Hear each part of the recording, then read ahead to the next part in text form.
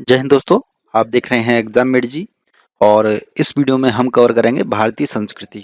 Chapter 2 है ये। Art and culture देख रहे हैं हम।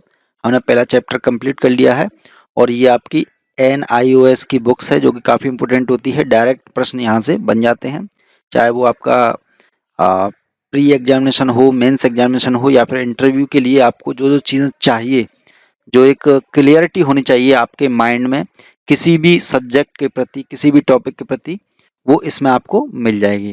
ठीक है, तो भारतीय संस्कृति का पूरा कवर करेंगे। वीडियो को लाइक और शेयर जरूर कर दीजिएगा। पुराने वीडियो नहीं देखे हैं, एंड में स्क्रीन पर आ जाएंगे, जाकर के आप देख लीजिएगा। बहुत ही आसानी से हम कवर कर रहे हैं।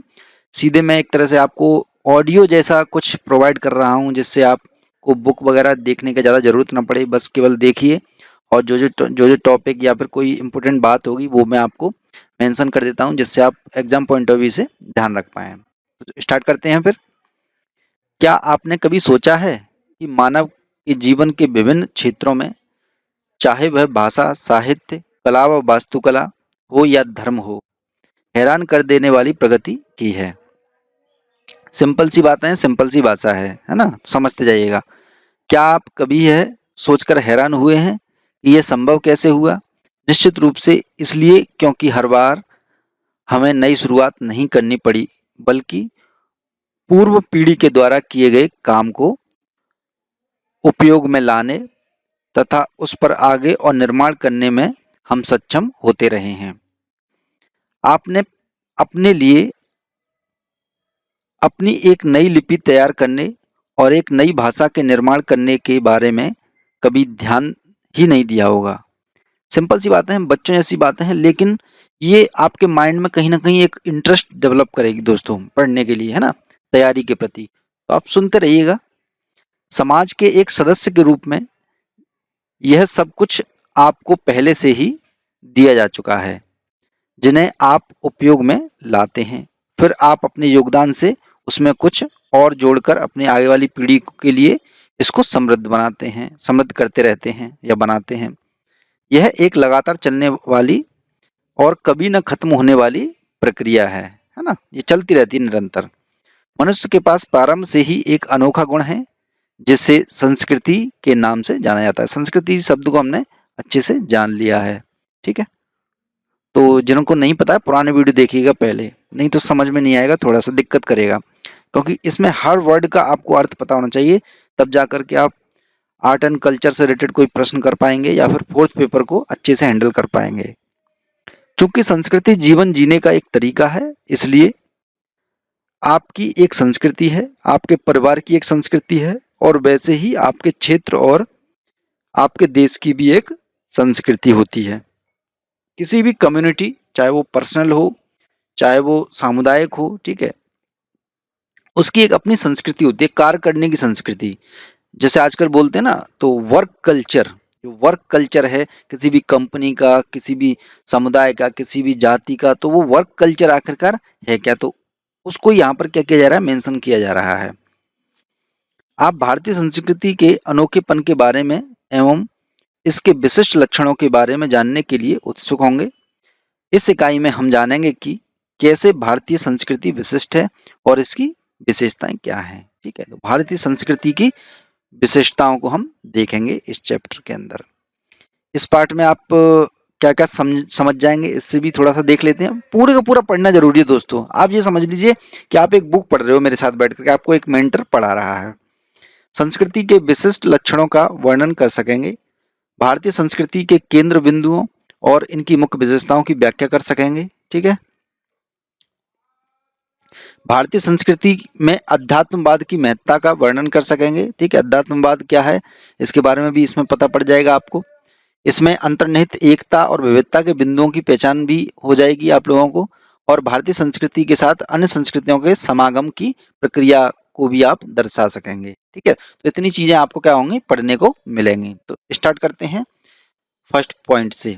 भारतीय संस्कृति की विशेषताएं और मूलभूत लक्षण क्या हैं, इसके बारे में हम देख लेते हैं।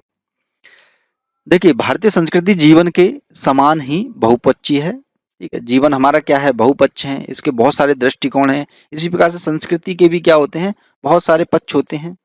इसमें मनुष्य के बौद्धिक और सामाजिक पक्ष सम्मिलित हैं, ठीक है। बौद्धिक पक्ष भी है और एक सामाजिक पक्ष है। सामाजिक पक्ष में जो कुछ भी हम इंटरेक्ट करते हैं दूसरे लोगों से, हमारा घर द्वार, खान पान, ठीक है, एक समुदाय से दूसरे समुदाय में आवागमन, उनसे क्या बातें हो रही हैं, वो सब कुछ इसमें आएगा। बौद्धिक पक्ष क्या होगा? धार्मिक हो गया, विचार हो गए, आपके तर्क हो गए, ये सब बौद्धिक पक्ष हो गया, है ना। यह मनुष्य की सौंदर्यात्मक और आध्यात्मिक भावनाओं को भी दर्शाती है, ठीक है। संस्कृति एक्चुअल में है क्या है, वो मैंने आपको बताया था कि प्रकृति होती है, प्रकृति को परिष्कृत करके, यानी कि उसमें से ही निचोड़ जो आपके लिए उपयोगी है उसको उस लायक जो बना दिया जाता है, यानी सौंदर्य परक जो बना दिया जाता है, वही क्या होती है? संस्कृति होती है, बता दिया था मैंने। वस्तुतः चरित्र का निर्माण करने वाली शक्ति के रूप में इसमें अवचेतन के प्रति प्रेरणा भी निहित है। अवचेतन क्या होता है दोस्तों? ठीक है, यानी कि जो आप सोच रहे हो, जो आपको पता है, ठीक है, ये होता है अवचेतन, ठीक है। यानी कि पता है लेकिन आप, एक होता है चेतन, एक होता है अवचेतन। चेतन में क्या होता है? जो अब आप मुझे सुन रहे हो, ये सारी चीजें क्या है? चेतन है, जो आपको याद रह जाएगी वो चेतन है। लेकिन अवचेतन में आपको जो जो मैं चीजें शब्द बता रहा हूँ वो सब कुछ निहित होगा, ठीक है। तो ये यहाँ पर अवचेतन का अर्थ ये होता है, ठीक है। भारत के मानचित्र को देखिए। भारत के मानचित्र आप देखा ही होगा, ये छोटी सी बात है, इसमें कोई ज्यादा बड़ी बात नहीं है। भारत एक ऐसा विशाल देश है जो स्वयं में भौतिक और सामाजिक वातावरण की अनेक विविधताओं के को समाये हुए हैं, ठीक है। हम अपने आसपास विभिन्न भाषाओं में बात करने वाले, विभिन्न धर्मों और रीति रिवाजों को मानने वाले लोगों को देखते हैं। सिंपल सी बात है, इसी प्रकार से आपको लिखना है यदि निबंध वगैरह में कुछ आया तो, ठीक है। शब्द भी आपको मिल रहे हैं इस बुक से। आप यह विविधता अपने खान पान और पहनावे में भी देख सकते हैं। इसके अतिरिक्त नृत्य संगीत के क्षेत्र में भी हमारे देश में विविधताएं हैं, है ना। सभी चीजों में विविधताएं हैं, लेकिन इन सभी विविधताओं के साथ इन सब में एक एकात्मकता भी है, ठीक है, जो इनको एक साथ जोड़ने का जो है काम करती है। कितनी विविधताएं हों, लेकिन हम जब देश की बात आती है तो हम हमेशा एक ही होते हैं। हम एक आपने देखा होगा एक चलिए मैं बाद में बात करूंगा इसके बारे में। भारत में सदियों से लोगों का मेल मिलाप होता रहा है। भिन्न भिन्न जातियों व नृजातियों, पृष्ठभूमि, विभिन्न धर्मों पर आस्था रखने वाले काफी लोग यहाँ आकर बसे हैं। हमें नहीं भूलना चाहिए कि भारतीय संस्कृति विविध और बहुआयामी चरित्र एक लंबी अवधि के दौरान सभी विविध सांस्कृतिक समूहों के संश्लेषण की ही देन है। यानी कि जो हमारी संस्कृति है वो किसी एक पक्ष से नहीं बनी है, इसमें बहुत सारी संस्कृतियों का आवागमन होता रहा है, ठीक है। चाहे किसी ने हमें गुलाम बनाया हो, उसका भी क्या है, हमारी संस्कृति पर प्रभाव दिखाई देता है, ठीक है। आज हम स्वतंत्र हैं तो कुछ डेवलपमेंट भी हुए हैं। किसी भी व्यक्ति, जैसा होता है ना, खतरा आता है तो खतरे से ही क्या होता है, मजबूती पैदा होती है, तो वो हमारी संस्कृति में देखने को मिलती है ना। भारतीय संस्कृति का एक विशिष्ट लक्षण और अनोखापन सभी भारतीयों के लिए अमूल्य धरोहर है। धरोहर यानी विरासत, और विरासत का अर्थ मैंने कल बताया ही था आपको वीडियो में, निरंतरता और बदलाव। क्या है भाई निरंतरता और बदलाव? संसार के विभिन्न देशों और क्षेत्रों में अनेक महान संस्कृतियों का विकास हुआ, जिनमें से बहुत सी लुप्त हो गईं और उनका स्थान अन्य संस्कृतियों ने ले लिया। बहरहाल भारतीय संस्कृति में सहनशीलता का गुण रहा है। ये क्या करता रहा है? भारतीय संस्कृति हमारी सहन करती रही, यानी दूसरों को भी इसने क्या किया है, सम्मिलित किया है। कुछ बड़े बदलाव उथल पुथल के बावजूद भारतीय संस्कृति की धारा में शुरुआत से लेकर आज तक निरंतरता की एक कड़ी देखी जा सकती है, ठीक है।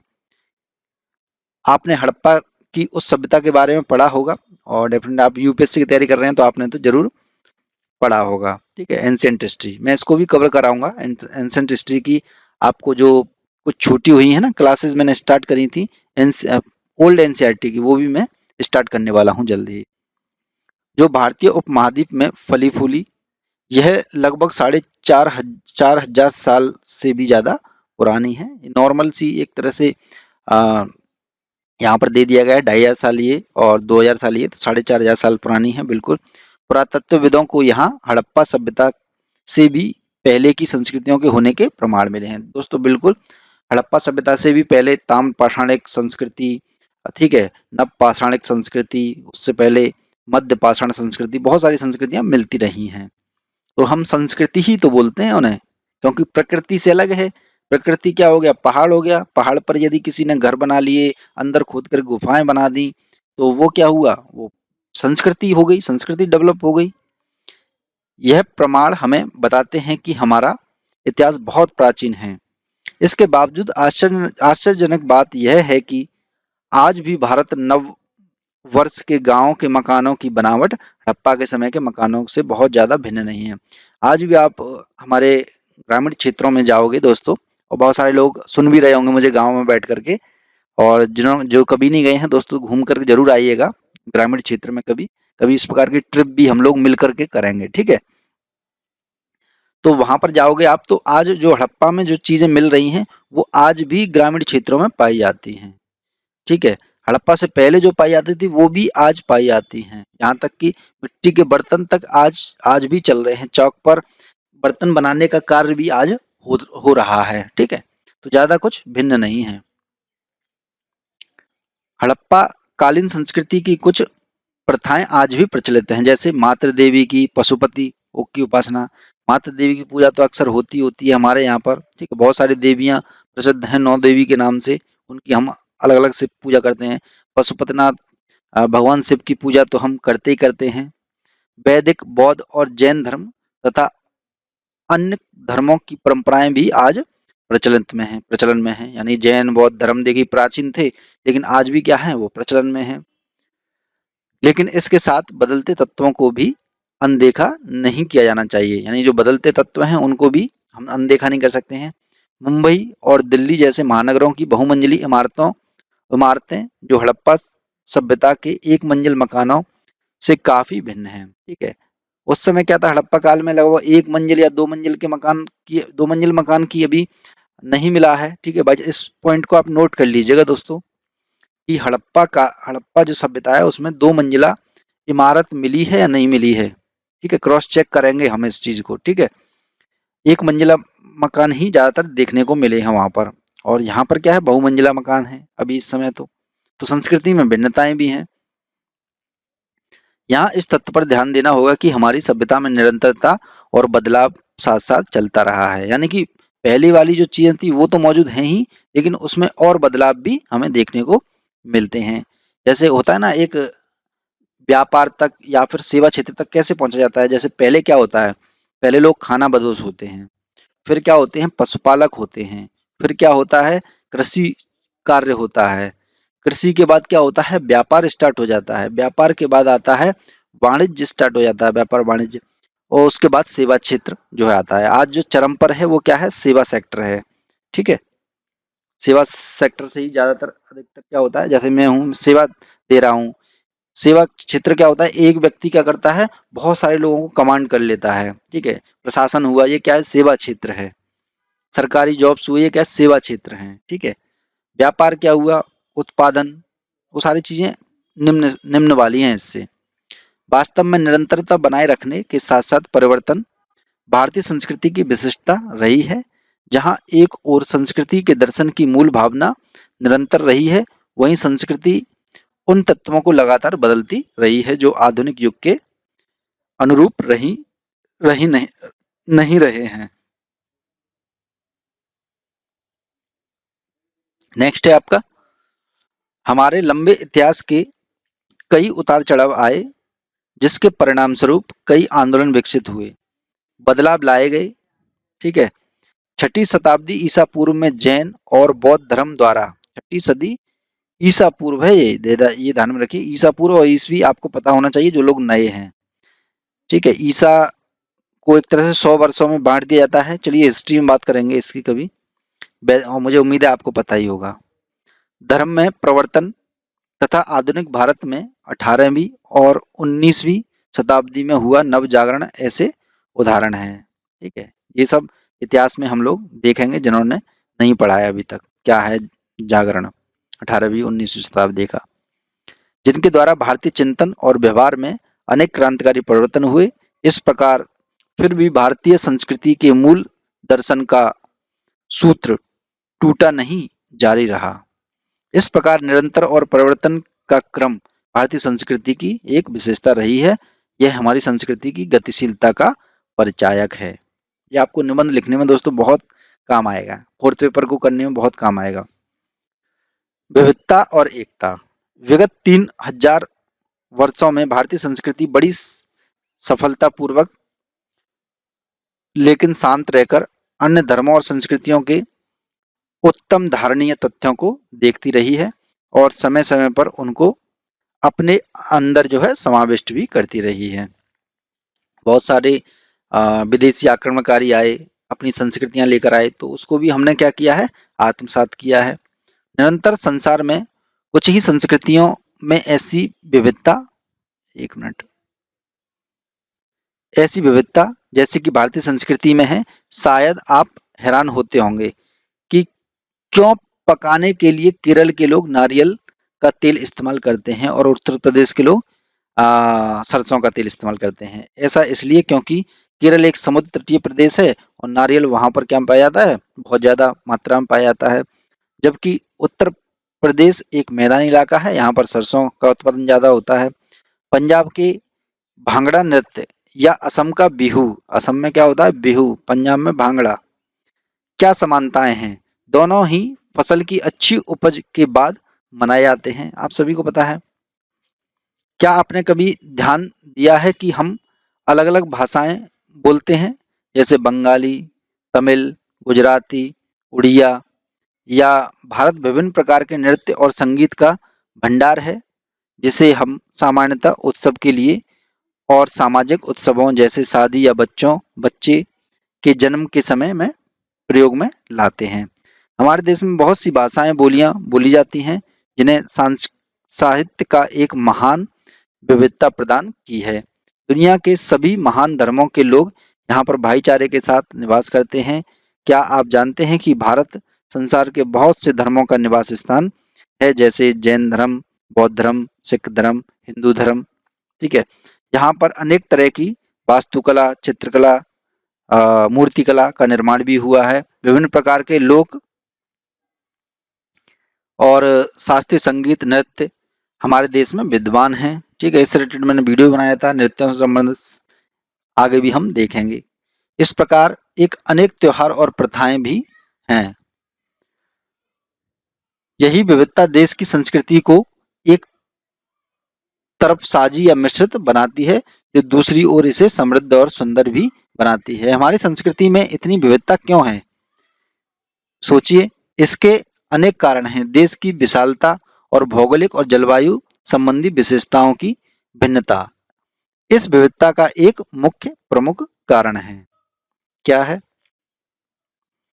विभिन्न निर्जातीय समूहों का, निर्जातीय क्या होते हैं, जो एक तरह से क्या कहेंगे उन्हें, से मंगोलाइड होते हैं ना, मंगोलाइड, ठीक है, ऑस्ट्रेलाइड, इस प्रकार के। तो निर्जातीय यानी कि जो मूल हैं, ठीक है। जैसे मान लीजिए ब्लैक, जो अमेरिका में जो ब्लैक होते हैं एक व्हाइट होते हैं, तो वो क्या होंगे, निर्जातीय हो जाएंगे। विभिन्न निर्जातीय समूहों का परस्पर मिल जाना हमारी सांस्कृतिक विविधता का दूसरा महत्वपूर्ण घटक है। ये दूसरा महत्वपूर्ण घटक है। अनंत काल से यहाँ वहां से लोग यहाँ आते रहे हैं और बसते रहे हैं। हम यहाँ पर प्रोटो ऑस्ट्रेलॉइड, निग्रो, मंगोलॉइड, ठीक है, मैं जिनकी बात कर रहा था अभी ये दे दिया यहाँ पर, जैसी आदिम प्रजातियों से संबंधित लोगों को पाते हैं। यहाँ पर आई थी तो वो यहीं पर रुक गई। अब उनके क्या हुए, संक्रमण हुए, जिससे नई जातियां एक तरह से उभरी। विभिन्न निर्जातीय समूह जैसे कौन थे, ईरानी थे, ग्रीक थे, कुषाण थे, शक, हूण, अरबी, तुर्की, ठीक है, मुगल, यूरोपियन, ये सब क्या थे, ये बाहर के लोग थे। वे यहीं पर बस गए और यहाँ के स्थानीय निवासियों के साथ घुल मिल गए थे। अन्य संस्कृतियों के लोग अपने सांस्कृतिक गुणों, चिंतन और विचारों के साथ आए थे, जो यहाँ की संस्कृतियों के साथ समाहित हो गए थे। आप यह जानकर हैरान होंगे कि सिलाई की सिलाई की हुई पोशाक जैसे सलवार, कुर्ता, टोपी आदि केवल ईसा पूर्व दूसरी शताब्दी के कुषाणों और शकों और पार्थियनों द्वारा भारत में लाई गई थी। तो इस पॉइंट को आप नोट कर लीजिएगा कि ये जो पोशाक हैं सलवार, कुर्ता, टोपी, ये कहाँ से आए थे? ये भारत के ही थे या फिर आ, कुषाणों, शकों और पार्थियनों यानी कि बाहर के आक्रमणकारियों द्वारा लाया गया था। ये पॉइंट आपको प्री में काम देगा, ठीक है। मैं बता रहा हूँ ना, कुछ लोग छोड़ के चले गए होंगे इस वीडियो को कि कुछ नहीं मिलेगा, नॉर्मल चीजें हैं, बातें पढ़ लेंगे हम। लेकिन यहाँ से अगर आप मेरे साथ चलोगे ना तो बहुत सारे प्रश्न प्री के लिए ऐसे ही मिलते हैं। फैक्ट जब आप पूरा पढ़ोगे, जब 1000 प्रश्न पढ़ोगे तब जाके आपको 50 प्रश्न मिलेंगे। तो इसी प्रकार से आप मेरे साथ बने रहिएगा। मैं आपको जो इम्पोर्टेंट टर्म्स होंगे, और आप देखते हैं ना इस प्रकार के प्रश्न आ जाते हैं कि वो तलवार कहाँ पर से बनी, इस प्रकार के फैक्ट आ जाते हैं जो फैक्ट आपको यूपीएससी के लिए इम्पोर्टेंट है, ठीक है। इससे पहले भारतीय बिना सिलाई किए हुए कपड़े पहनते थे, यानी सिलाई करना जानते ही नहीं थे, ठीक है। सिलाई की प्रथा, आप इसे भी जोड़ सकते हो कि सिलाई की प्रथा जो थी बाहर से आई थी, वरना हम लोग क्या पहनते थे, सीधे सीधे बने हुए वैसे, यानी बिना सिलाई के कुर्ता हुआ, इस टाइप की चीजें। आधुनिक पोशाक जैसे पैंट, शर्ट, स्कर्ट यूरोपीय लोगों के द्वारा 18वीं सदी में लाई गई थी, ठीक है। तो ये किसने दी? 18वीं सदी में। हम तो धोती कुर्ता पहनने वाले व्यक्ति थे, और पहले तो हम कुर्ता भी नहीं पहनते थे। जो आपको राजा महाराजा आजकल दिखाई जाते हैं ना, अशोक सम्राट और ये सब इस प्रकार के नहीं थे जैसे राम दिखा दिए जाते हैं, ठीक है। इस प्रकार के नहीं थे, नॉर्मल कपड़े होते थे बिना सिले हुए, ठीक है। भारत ने सदियों से हमेशा अन्य विचारों को अपनाने की अपनी असाधारण क्षमता को दिखाया है। इसने हमारी संस्कृति को समृद्ध और विविध बनाया है, ठीक है। बाहरी संस्कृतियों से संपर्क के साथ साथ भारत के भीतर विभिन्न क्षेत्रों की संस्कृतियों के बीच भी आदान प्रदान होता रहा है। लखनऊ में चिकन का काम, चिकन की शर्ट आती है दोस्तों, और यानी चिकन की शर्ट बोलते हैं जिसे, ठीक है। लखनऊ में चिकन का काम, पंजाब की फुलवारी, बंगाल की कांता कढ़ाई, ठीक है।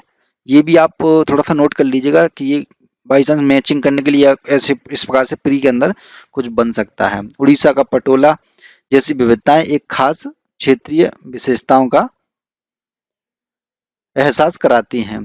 भारत के पूरब, पश्चिम, उत्तर, दक्षिण केंद्र अपनी अपनी विशेषताओं के बावजूद पूर्णतः अलगाव में विकसित नहीं हुए हैं। क्षेत्रीय भौगोलिक अवरोधों के बावजूद यहाँ के लोग व्यापार व तीर्थ यात्रा के लिए भारत के एक छोर से दूसरे छोर तक आते जाते रहे हैं। कुछ इलाके शासकों की विजयों और संधियों के कारण एक दूसरे से जुड़ गए। लोगों ने एक स्थान से दूसरे स्थान तक सांस्कृतिक आचार व्यवहार एवं विचारों को संचारित किया। सैनिक अभियानों के कारण भी यहाँ के लोग एक स्थान से दूसरे स्थान तक गए। इसके इसने भी विचारों के आदान प्रदान में सहायता की थी। इस प्रकार भारतीय संस्कृति में एक समानता का आगमन हुआ जिसे हमारे संपूर्ण इतिहास ने बरकरार रखा। हमारी एकता का एक महत्वपूर्ण कारण वो क्या है? मानसून प्रणाली है दोस्तों। मानसून प्रणाली भी क्या है? एकता का प्रतीक है। भौगोलिक विविधताओं और मौसमी विभिन्नताओं के होते हुए भी भारत एक अंतर्निहित एकता का अनुभव करता है।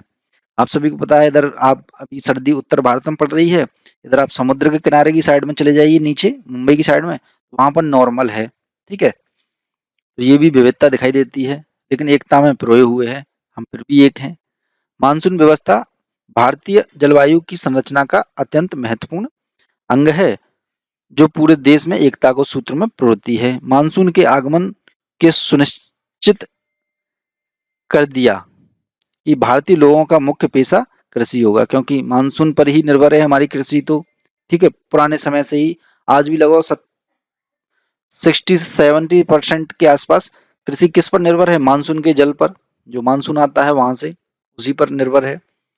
साथ ही जलवायु और भौगोलिक रूपों के विभिन्नताओं ने खान-पान, पोशाक, आवास, आर्थिक गतिविधियों को भी प्रभावित किया, जिससे सामाजिक, आर्थिक, राजनीतिक संस्थाओं का निर्माण हो गया।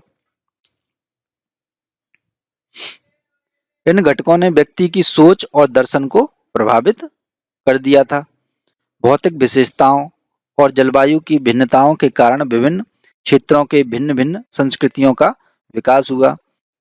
विभिन्न क्षेत्रों की इन्हीं खास विशेषताओं ने इन संस्कृतियों को एक पहचान दी है। हमारी संस्कृति की मिश्रित प्रकृति हमारे संगीत, नृत्य के स्वरूपों, नाटकों, कला और अन्य कलाकृतियों जैसे चित्रकला, मूर्तिकला, हमारे स्मारकों की वास्तुकलाओं में हमारी सभी भाषाओं के साहित्य भी इसी प्रकृति को प्रतिबिंबित करते हैं। ठीक है? हमारी राजनीतिक पद्धतियों में भी ऐसी विविधता में एकता प्रदर्शित होती है। वैदिक काल के शुरुआती दौर में समाज मूलतः पशुपालक था। लोग चारागाह के की खोज में एक जगह से दूसरी जगह पर घूमा करते थे। मैंने बताया था अभी आपको थोड़ी देर पहले इसके बारे में। पहले समाज क्या था? पशुपालक था, फिर कृषि करना प्रारंभ किया। कृषि कार्य के आरंभ के साथ वैदिक काल के लोग एक जगह पर स्थायी हो गए। देखिए पशुपालक क्या होगा? व्यक्ति इधर-उधर घूमने लग जाए क्योंकि उसे खाने के लिए, पीने के लिए दूध मिल जाएगा, वो कहीं पर भी रह सकता है। लेकिन यदि कृषि करना प्रारंभ कर दिया लोगों ने तो क्या होगा? स्थायी हो गए लोग, है ना? कृषि तो भाई एक जगह की जाएगी ना, उसका रख-रखाव किया जाएगा, तो उसके लिए व्यक्ति को क्या करना पड़ेगा? रुकना पड़ेगा। इस वजह से समुदाय बनने बनने लग गए, ठीक है? कबीले बनने लग गए बाद में। अभी इतिहास को बड़ा इंटरेस्टिंग रूप से कराऊँगा मैं। इस स्थायी जीवन से सामाजिक उन्नति और शहरों का विकास हुआ, जिससे नियम और कानून की आवश्यकता महसूस हुई और ये पूरा सिस्टम बताया जा रहा है। तब एक राजनीतिक संगठन का उदय हुआ, इसमें सभा और समितियां शामिल थीं। आप सभी को पता है वैदिक काल में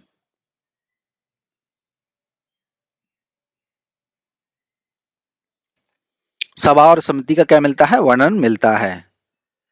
जैसे आजकल की है ना लोकसभा और राज्यसभा, इसी प्रकार से सभा और समितियां हुआ करती थी जिनमें डिसीजंस लिए जाते थे, क्या करना है राज्य के लिए, व्यापार के लिए, ठीक है? इस प्रकार के इस राजनीतिक निकायों के द्वारा लोग सरकार चलाते थे। समय के साथ राष्ट्र की अवधारणा का उदय हो गया और एक खास क्षेत्र पर अधिकार शक्ति का नया मापदंड बन गया। पहले लोग आसानी से इधर-उधर घूमते थे, लेकिन जब कृषि स्टार्ट हुई तो राष्ट्र बनना स्टार्ट हो गया, राष्ट्र की भावना हो गई। अब राष्ट्र को लोग क्या करने लग गए? बचाने लग गए, उससे नगरों का उदय हुआ, फिर लड़ाई झगड़े स्टार्ट होंगे आने वाले टाइम में, ठीक है? उत्तर वैदिक काल में क्या था? लड़ाई झगड़े स्टार्ट हुए बहुत ज़्यादा। कुछ जगहों पर गणराज्यों का भी उदय हुआ था। गणराज्य भी आपने सुने होंगे, कठगढ़ राज्य नाम सुना होगा आपने। ईसा पूर्व छठी शताब्दी से चौथी शताब्दी को भारत में महाजनपद काल के रूप में जाना जाता है। महाजनपद काल भी आप लोग पढ़ते हो, तो जब आप निबंध लिख रहे हो या फिर भारतीय संस्कृति के बारे में जानकारी आ, आप पढ़ रहे हो तो आपको पूरा का पूरा नॉलेज थोड़ी थोड़ी सी होनी चाहिए, तो वही यहाँ पर दी जा रही है। लोग कहते हैं ना निबंध के लिए क्या किया जाए? निबंध के लिए भैया कुछ मत करो, जीएस पढ़िए, ठीक है? और उसी से सब कुछ बनेगा। अब ये जो बन रहा है वो जीएस से ही बन रहा है। यदि आपने जीएस ठीक से कवर करी है पुराने लोगों ने, तो ये बड़ी आसानी से समझ में आ रहा होगा। लेकिन जो नए लोग हैं वो केवल इसे पढ़ते जाइए, धीरे-धीरे ये भी सब भी कवर करा दूँगा मैं। सरकार चलाने में राजाओं की बहुत बड़ी भूमिका होती थी। इन महाजनपदों में विशाल साम्राज्य की स्थापित हुए, जहाँ सम्राट के पास निरंकुश शक्ति होती थी। अशोक, समुद्रगुप्त, हर्षवर्धन जैसे प्राचीन शासकों ने के बारे में आप शायद जानते होंगे। बिल्कुल जानते हैं दोस्तों। मुगलों ने भी भारत में बहुत बड़ा साम्राज्य स्थापित किया था। फिर अंग्रेजों ने अपने आप को यहाँ पर स्थापित कर लिया था। 1858 में क्या हुआ था? भारत ब्रिटिश साम्राज्य का हिस्सा बन गया था। इससे पहले क्या था? इससे पहले कंपनी शासन करती थी। अब क्या होने लग गया? 1857 के बाद ब्रिटिश साम्राज्य का ही एक तरह से क्या बन गया? पार्ट बन गया था। परंतु एक लंबे संघर्ष के बाद हमने लड़ाई लड़ी और लगभग 100 वर्षों बाद लगभग हमें आज़ादी मिल गई। 1947 में प्राप्त करने में सफल हुए। आज हम एक प्रभुता संपन्न, ये प्रभुता संपन्न क्या होता है? यानी हमारे ऊपर किसी का भी अ, आधिपत्य नहीं है, हम संप्रभु हैं, ठीक है? सामाजिक समाजवादी, धर्मनिरपेक्ष, जनवादी गणतंत्र हैं और हमारे देश के एक कोने से दूसरे कोने तक सरकार की समरूप व्यवस्था है, ठीक है? अब आपसे थोड़े से ये प्रश्न पूछे जाएंगे कि भागड़ा किस राज्य का लोक नृत्य है? आप जवाब दे दोगे असम किसका है, उसमें आया था, जवाब दे दोगे। दूसरी शताब्दी में भारत में तलवार सलवार कुर्ता टोपी कौन लेकर आए थे? ठीक है, पटोला किस लिए प्रसिद्ध है?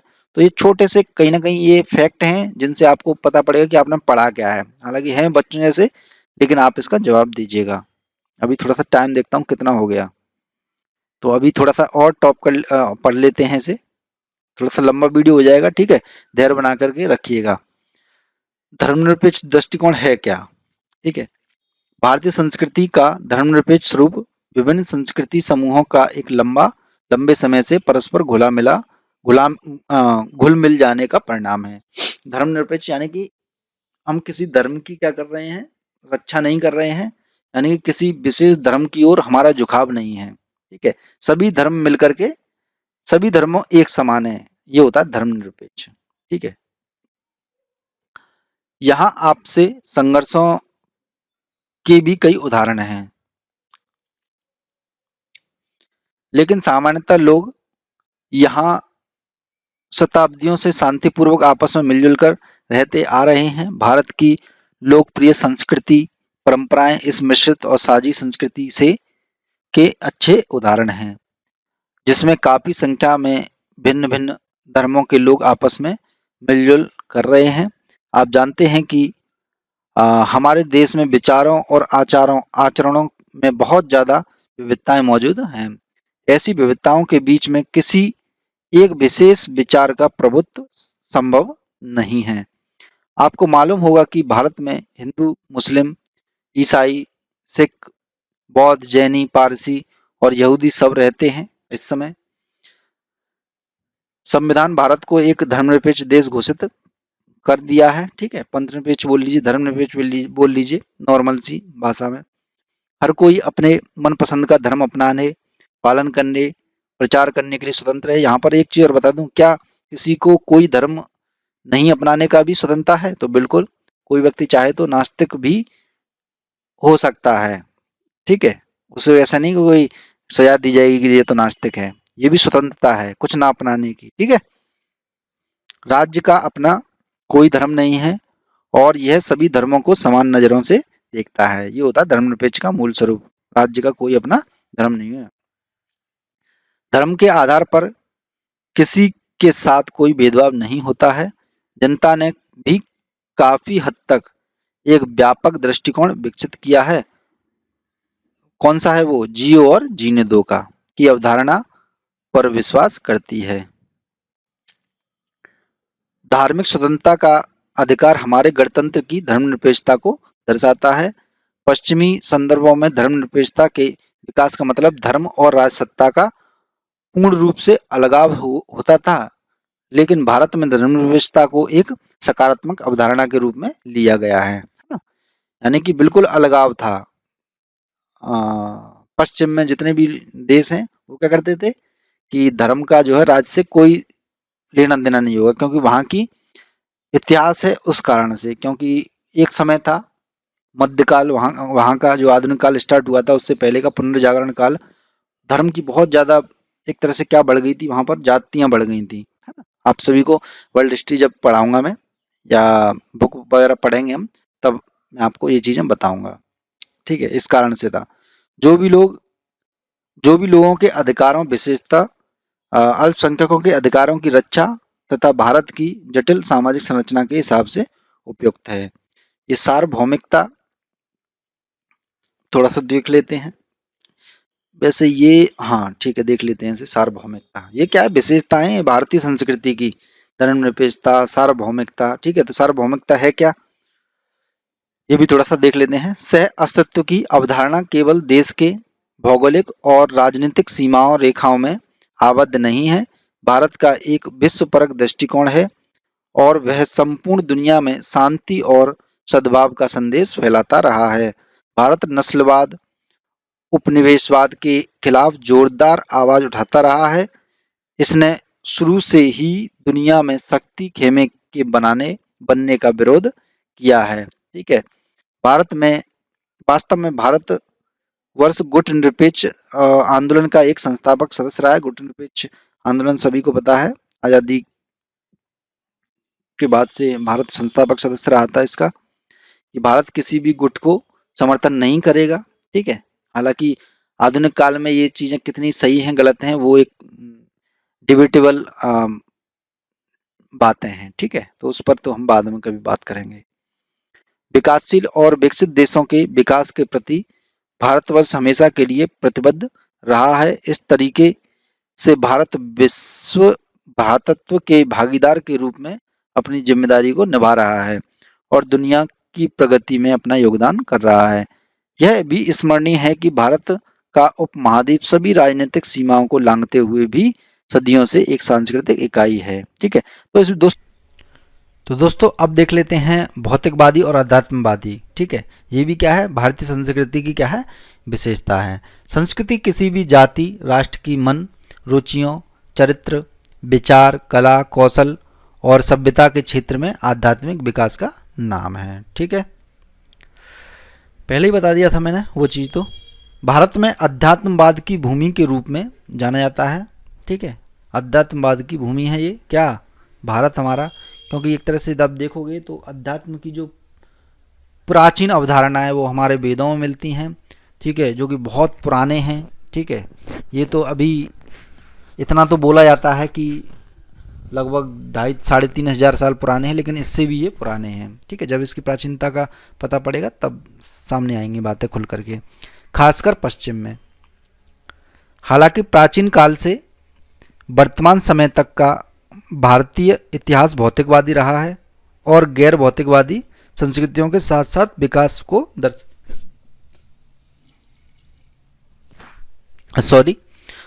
दोनों को ही दर्शाता है, ये भौतिकवादी और गैर भौतिकवादी। ठीक है, याद कीजिए हड़प्पा संस्कृति की शहरी थी, जबकि वैज्ञानिक तरीकों से शहर का निर्माण किया गया था। ठीक है, उनके नगरों को विस्तृत विकास प्रणाली भी थी। आप सभी जानते हैं नगरों से संबंधित कितना प्रश्न आता है हड़प्पा सभ्यता से, क्योंकि वो शहरी सभ्यता थी। आज के जो शहर हैं उनसे मिलती जुलती सड़कें थीं। ठीक है, पानी निकासी का कितना अच्छा साधन था। जिस भी सभ्यता में या फिर जिस भी देश के अंदर निकासी का पानी निकलने का साधन अच्छा है, समझ जाइए वहाँ पर बहुत अच्छा डेवलपमेंट हो रहा है ना। जहाँ की सड़कें अच्छी बनी हुई हैं तो यानी बहुत अच्छा डेवलपमेंट हुआ है। उन लोगों के पास गणित और नापतोल का सशक्त ज्ञान था। हड़प्पा के लोगों का बाहरी दुनिया के साथ व्यापारिक संबंध भी था और वे सुमेर की सभ्यता के लोगों के साथ व्यापार करने के लिए समुद्र पार की यात्राएं भी किया करते थे। चिकित्सा, ग्रहों के तारों, वनस्पतियों पर उत्तम पुस्तकें लिखी गईं। ठीक है, पृथ्वी सूर्य के चारों ओर चक्कर लगाती है और पृथ्वी गोल है जैसे सिद्धांत की खोज भारतीयों द्वारा पहले ही कर ली गई थी।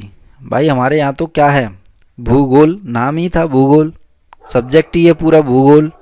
ज्योग्राफी तो इंग्लिश में बोलते हैं ना, भूगोल तो हमारे वर्षों से चला आ रहा शब्द है भूगोल। हमें तो पहले से ही पता था कि भूमि गोल है, शब्दों में ही पता है भूगोल, है ना, जिसे यूरोप ने काफ़ी बाद में माना था।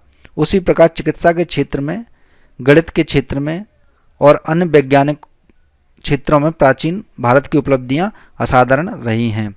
इस तरह के ज्ञान को आगे बढ़ाने में धार्मिक या अन्य विचारों द्वारा कोई विरोध या प्रतिरोध नहीं था।